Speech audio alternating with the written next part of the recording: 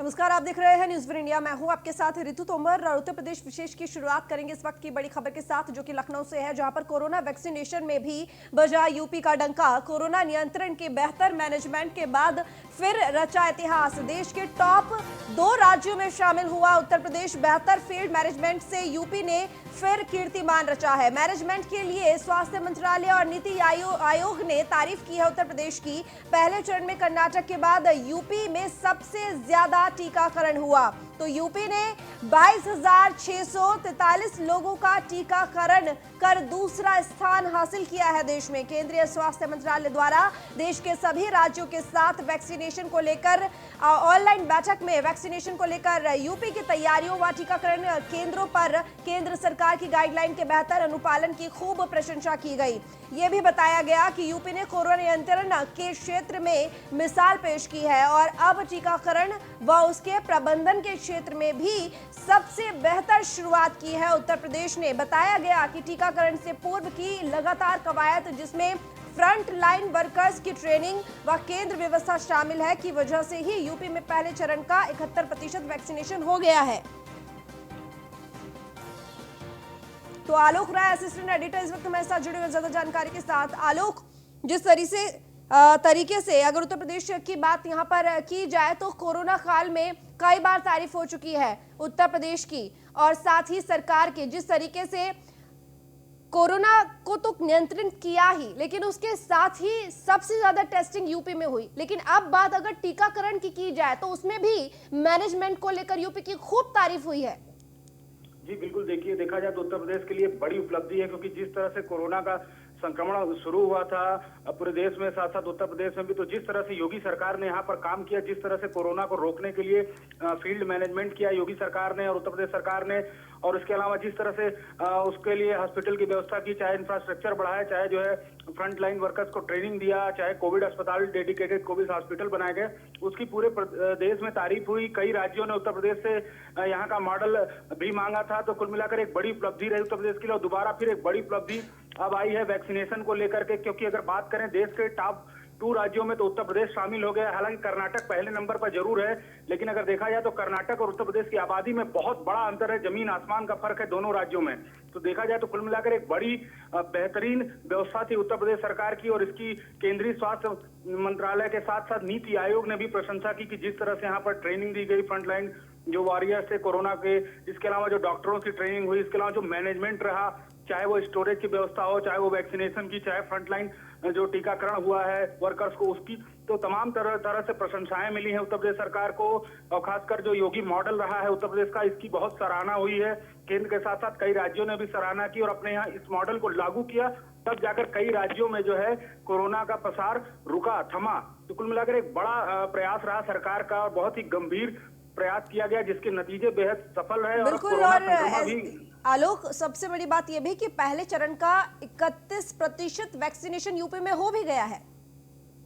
जी बिल्कुल बिल्कुल, पहले चरण का 31% वैक्सीनेशन यूपी में हो गया है, और जाहिर सी बात है अब दूसरे चरण में भी वैक्सीनेशन सरकार करने की तैयारी कर रही है। इसके लिए बाकायदा दिशा निर्देश मुख्यमंत्री ने स्वयं जारी कर दिए हैं, जिसकी तैयारियां भी शुरू हो गई हैं।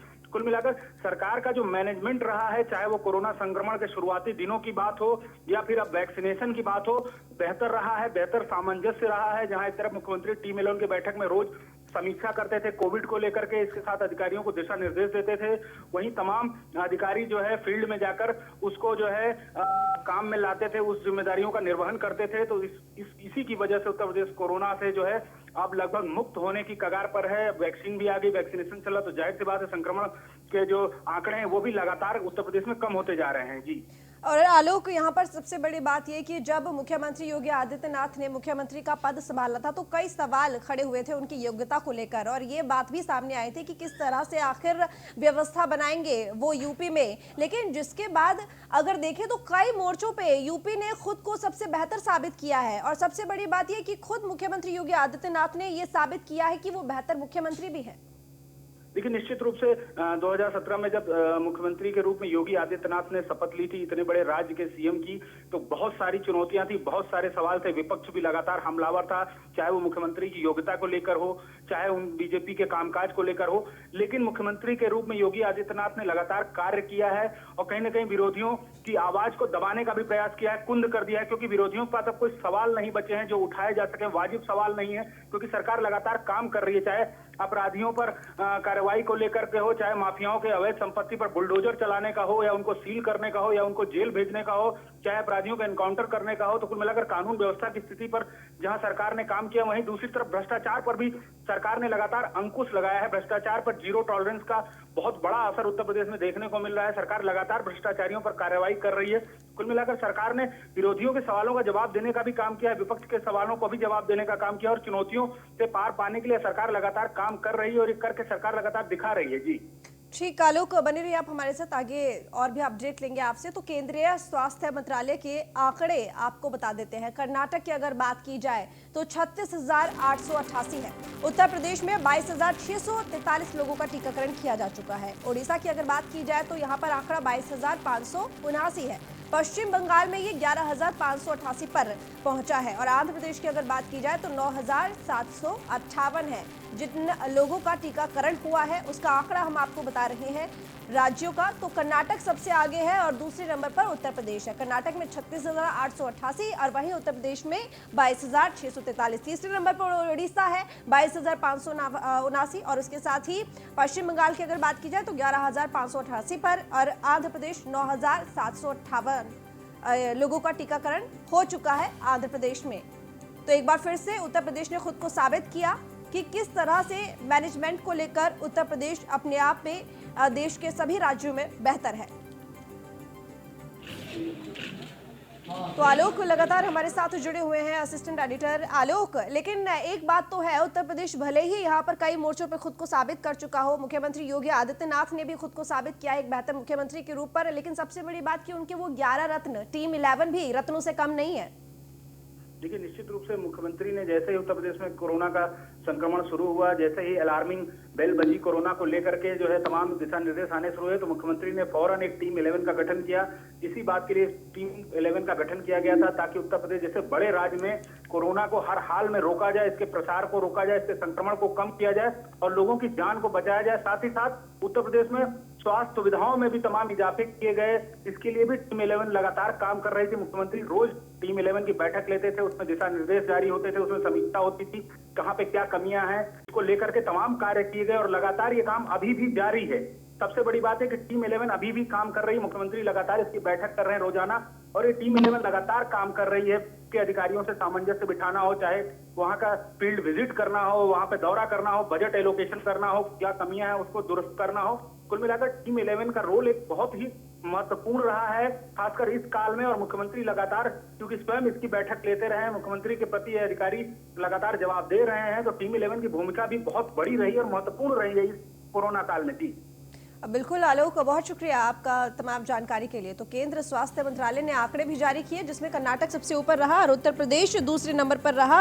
और स्वास्थ्य आयोग के साथ साथ, यानी कि स्वास्थ्य मंत्रालय के साथ साथ नीति आयोग ने भी उत्तर प्रदेश के कोरोना काल में जो मैनेजमेंट किया है उत्तर प्रदेश ने, योगी सरकार ने जो प्रबंध किया है उसको लेकर तारीफ की है, प्रशंसा की है। खैर ये तो हो गई देश की बात। आपको ये भी बता दें कि ना सिर्फ उत्तर प्रदेश में केंद्र सरकार ने तारीफ की, यानी कि ना सिर्फ देश में उत्तर प्रदेश की केंद्र सरकार ने तारीफ की, बल्कि WHO ने भी कई बार तारीफ की है उत्तर प्रदेश के प्रबंध की, जिस तरीके से काम हुआ है कोरोना को नियंत्रित करने का।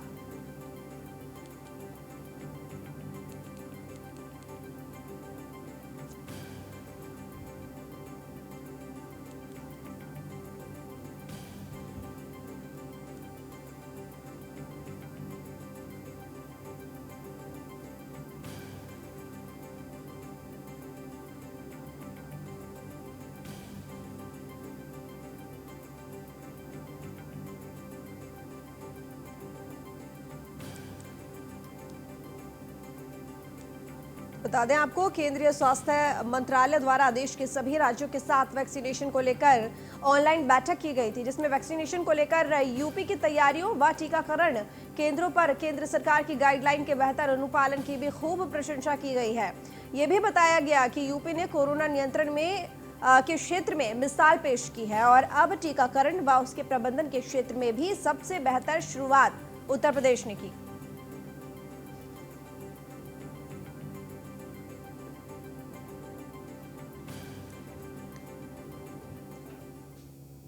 लखनऊ से खबर है, जहां पर टीम 11 के साथ सीएम योगी की बैठक। तो 5 कालिदास मार्ग पर सीएम योगी ने बैठक ली। बैठक में सीएम योगी ने अधिकारियों को निर्देश दिए। कोरोना और वैक्सीनेशन के संबंध में सीएम योगी आदित्यनाथ ने दिशा निर्देश दिए हैं। राज्य में संक्रमण और वैक्सीनेशन को लेकर सतर्कता बरते मुख्यमंत्री योगी आदित्यनाथ ने इस बैठक में ये बात कही। तो इस वक्त की बड़ी खबर आपको बता रहे हैं, मुख्यमंत्री योगी आदित्यनाथ ने टीम 11 के साथ सीएम योगी ने बैठक ली और 5 कालिदास मार्ग पर सीएम योगी आदित्यनाथ ने बैठक में कई तरह के दिशा निर्देश अधिकारियों को दिए। साथ ही वैक्सीनेशन के संबंध में भी सीएम योगी आदित्यनाथ ने निर्देश दिए। तो राज्य में संक्रमण और वैक्सीनेशन को लेकर सतर्कता बरते, ये बात मुख्यमंत्री योगी आदित्यनाथ ने अधिकारियों को कही।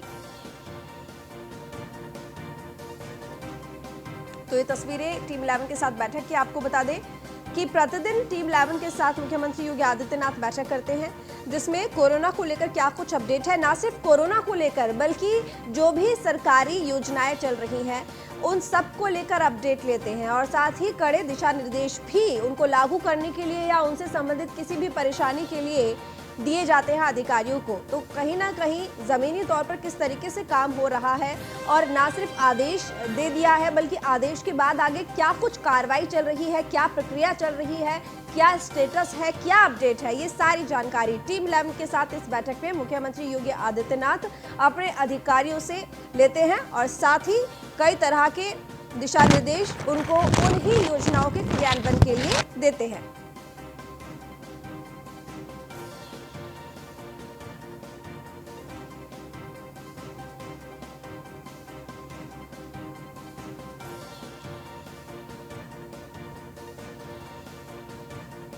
और शायद इसी का ये नतीजा है, क्योंकि टीम 11 के साथ प्रतिदिन बैठक होती है और उत्तर प्रदेश की तारीफ हुई है कोरोना नियंत्रण को लेकर, क्योंकि जितनी भी जानकारियां हैं उनको लेना और उसके बाद जो भी कमी पेशी रह जाती है उनके अनुसार दिशा निर्देश देना। तो विशिष्ट संवाददाता राहुल श्रीवास्तव इस वक्त हमारे साथ जुड़े हुए हैं। राहुल, टीम 11 के साथ मुख्यमंत्री योगी आदित्यनाथ की बैठक हुई है, कई तरह के दिशा निर्देश मुख्यमंत्री योगी आदित्यनाथ ने दिए। आज जो टीम 11 के साथ बैठक हुई इसमें क्या चर्चा का विषय रहा, किस तरह के दिशा निर्देश मुख्यमंत्री योगी आदित्यनाथ ने दिए हैं, जानकारी दीजिए।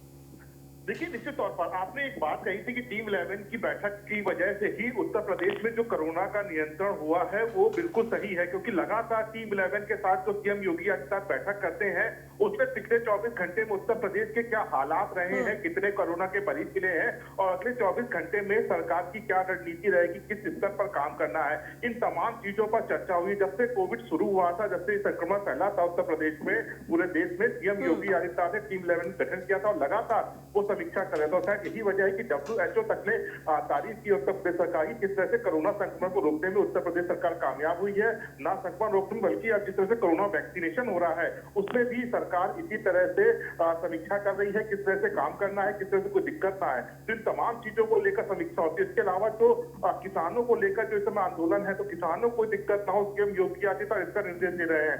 ठंड का समय चल रहा है तो जो भी बचाव स्थल है, जो भी आश्रय स्थल बनाए गए वहां कोई दिक्कत ना हो, तमाम चीजों को लेकर सीएम योगी आदित्यनाथ की बैठक में समीक्षा करते हैं और अधिकारियों को निर्देश देते हैं। जी बिल्कुल, और न सिर्फ कोरोना नियंत्रण को लेकर यहाँ पर दिशा निर्देश दिए जाते हैं मुख्यमंत्री योगी आदित्यनाथ की तरफ से, बल्कि राहुल जितनी भी सरकारी योजनाएं चल रही है, जो भी सरकारी योजनाओं को लेकर प्रोसेस में चीजें हो रही हैं उनको लेकर भी जानकारी ली जाती है मुख्यमंत्री योगी आदित्यनाथ द्वारा। राहुल, आप मेरी आवाज सुन रहे हैं? लगता है हमारा संपर्क टूट गया है, कोशिश करेंगे दोबारा संपर्क साधने की। तो रणनीति क्या होगी आगे की इन योजनाओं को लेकर, वो तमाम जानकारी और साथ ही दिशा निर्देश इस बैठक में दिए जाते हैं। तो लखनऊ से खबर, जहां पर यूपी में राज्य नीति आयोग बनाने की तैयारी, केंद्र सरकार की तर्ज पर राज्य नीति आयोग बनाने की तैयारी अब हो रही है। तो यूपी में राज्य नीति आयोग को कमेटी ने संस्तुति दी है। रेरा के चेयरमैन राजीव कुमार की अध्यक्षता में ये कमेटी बनी है और साथ ही यूपी में अभी मौजूद है राज्य योजना आयोग। तो रेरा के चेयरमैन राजीव कुमार की अध्यक्षता में ये कमेटी बनी है। तो लखनऊ से इस वक्त की बड़ी खबर, जहां पर राज्य नीति आयोग बनाने की तैयारी, अब केंद्र सरकार की तर्ज पर राज्य नीति आयोग बनाने की तैयारियां चल रही है। यूपी में राज्य नीति आयोग को कमेटी ने संस्तुति दी है और रेरा के चेयरमैन राजीव कुमार की अध्यक्षता में ये कमेटी बनेगी। तो यूपी में अभी मौजूद है राज्य योजना आयोग। तो किसानों के लिए सीएम योगी का एक और महत्वपूर्ण निर्णय, किसानों को उद्योगपति बनाने के गुर सिखाएंगे अब योगी सरकार। तो बता दें आपको, सीएम के निर्देश पर किसानों को आत्मनिर्भर बनाने के लिए एफपीओ नियमावली जारी कर दी गई है। किसानों को सस्ता लोन मिलेगा, विशेषज्ञ देंगे समस्या का समाधान, साथ ही फार्मर प्रोड्यूसर ऑर्गेनाइजेशन से भी सभी जानकारियां पोर्टल पर उपलब्ध होंगी और 3 साल तक राज्य स्तरीय परियोजना प्रबंधन इकाई सहयोग करेगी। तो उपज को उत्पाद बनाकर बाजार में बेचने के तरीके बताए जाएंगे। साथ ही यूपी के 17 विभाग मिशन मोड में एक साथ किसानों के लिए काम करेंगे। $1 ट्रिलियन की अर्थव्यवस्था के लिए प्रदेश कृषक उत्पाद संगठन नीति 2020 महत्वपूर्ण भूमिका निभाएगी। 5 लाख तक के लोन पर 4% अनुदान अब यूपी सरकार देगी। तो राज्य, मंडल और जिले स्तर पर समिति का गठन हुआ है। राज्य स्तर पर कृषि उत्पादन आयुक्त, मंडल स्तर पर कमिश्नर और जिला स्तर पर डीएम समिति अध्यक्ष होंगे।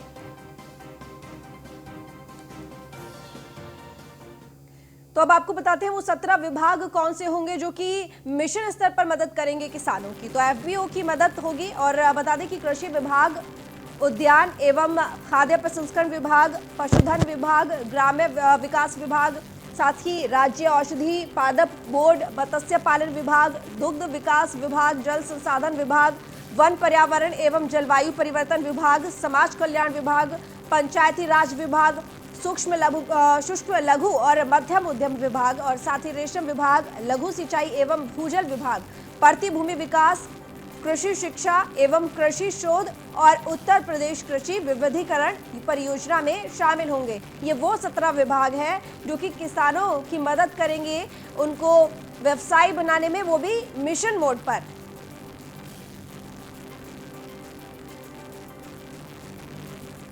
हापुड़ से खबर, जहां पर किसान गाजीपुर बॉर्डर के लिए रवाना। किसान 14 कुंटल दूध लेकर रवाना हुए। कृषि कानून के खिलाफ लगातार किसानों का आक्रोश बढ़ रहा है। दिल्ली में किसानों के प्रदर्शन का 56वां दिन आज है। तो लगभग 2 महीने होने वाले हैं किसानों के आंदोलन को लेकर। और अगर गाजीपुर की बात की जाए तो गाजीपुर बॉर्डर पर लगातार किसानों की भीड़ भी बढ़ रही है, जहां पर किसान बैठकर लगभग 2 महीने से प्रदर्शन कर रहे हैं। वहीं हापुड़ के किसान लगातार आंदोलन में शामिल होने के लिए जा रहे हैं। अब ये एक और जत्था निकल पड़ा है। किसान गाजीपुर बॉर्डर के लिए रवाना हो चुके हैं। हापुड़ से 14 कुंटल दूध लेकर रवाना हुए हैं ये किसानों का जत्था। तो कृषि कानून के खिलाफ लगातार किसानों का आक्रोश बढ़ रहा है। दिल्ली में किसानों के प्रदर्शन का 56वां दिन है। किसानों की मांग है तीनों ही कृषि कानूनों को वापस लेने की। हालांकि आपको बता दें कि आज भी किसान और सरकार के बीच में बैठक होनी है, जिसमें चर्चा होगी कि आखिर आगे क्या किया जाएगा। हालांकि कई बार ये वार्ता हो चुकी है, 10वें दौर की वार्ता आज होगी। देखना होगा कि आज क्या फैसला निकल कर आता है। लेकिन सबसे बड़ी बात यह कि जो सुप्रीम कोर्ट ने कमेटी का गठन किया था, समिति का गठन किया था, वो भी अब अपना काम शुरू कर चुकी है और इन किसानों के जो मांग है तीनों कानूनों को लेकर वापस करने को लेकर, रद्द करने को लेकर, उस पर चर्चा कर रही है। हालांकि आपको बता दें कि ये कमेटी में अब 3 सदस्य हैं।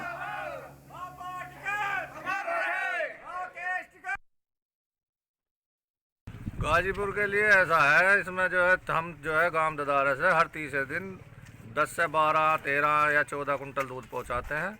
वहाँ सर्दी का मौसम है, चाय दूध के लिए।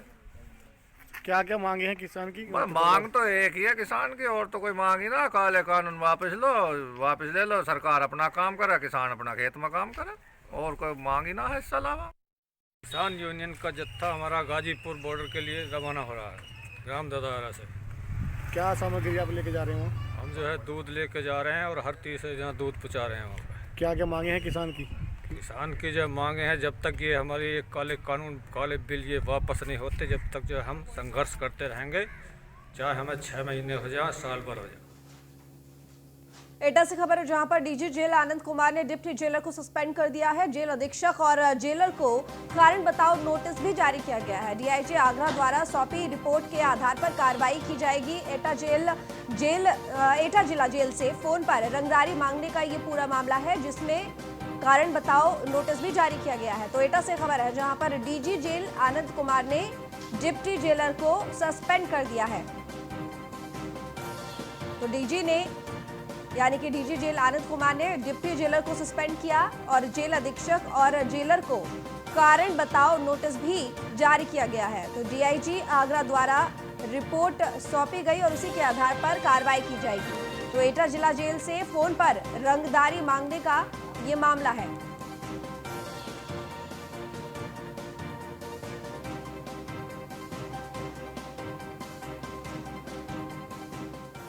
कानपुर से खबर है जहां पर डीएवी कॉलेज में छात्राओं ने हंगामा किया। तो बता दें आपको कि प्रैक्टिकल ना होने से नाराज चल रहे थे ये छात्र। विश्वविद्यालय और डीएवी प्रशासन में आपसी विवाद है। नाराज छात्र छात्राओं ने मेन सड़क को जाम किया। पुलिस ने मामले को सुलझाने की भी कोशिश की। तो विश्वविद्यालय और डीएवी प्रशासन में आपसी विवाद, जिसके बाद नाराज छात्र छात्राओं ने मेन सड़क को भी यानी कि मुख्य सड़क को जाम कर दिया। हालांकि पुलिस मौके पर पहुंची, मामले को सुलझाने की कोशिश करी। तो कानपुर से खबर है जहां पर डीएवी कॉलेज में छात्रों ने यह हंगामा किया है। प्रैक्टिकल ना होने से नाराज चल रहे थे छात्र, जिसके बाद यह हंगामा किया गया। नाराजगी के तहत जो मुख्य सड़क थी, मेन रोड थी, वो ही छात्रों के द्वारा जाम कर दी गई। हालांकि पुलिस मौके पर पहुंची और छात्रों को मनाने की कोशिश करी, मामले को सुलझाने की कोशिश करी। तो बताया जा रहा है कि विश्वविद्यालय और डीएवी प्रशासन में आपसी विवाद था, जिसके चलते प्रैक्टिकल नहीं हुआ और इसी वजह से छात्र छात्राएं नाराज चल रहे थे। जिसके बाद ये हंगामा, ये प्रदर्शन छात्रों ने किया, लेकिन पुलिस मौके पर पहुंचकर भी मामले को सुलझाने में फिलहाल नाकामयाब रही है, क्योंकि कोशिश की जा रही है लगातार छात्रों को मनाने की, लेकिन छात्रों में खासा नाराजगी है क्योंकि प्रैक्टिकल नहीं हुआ।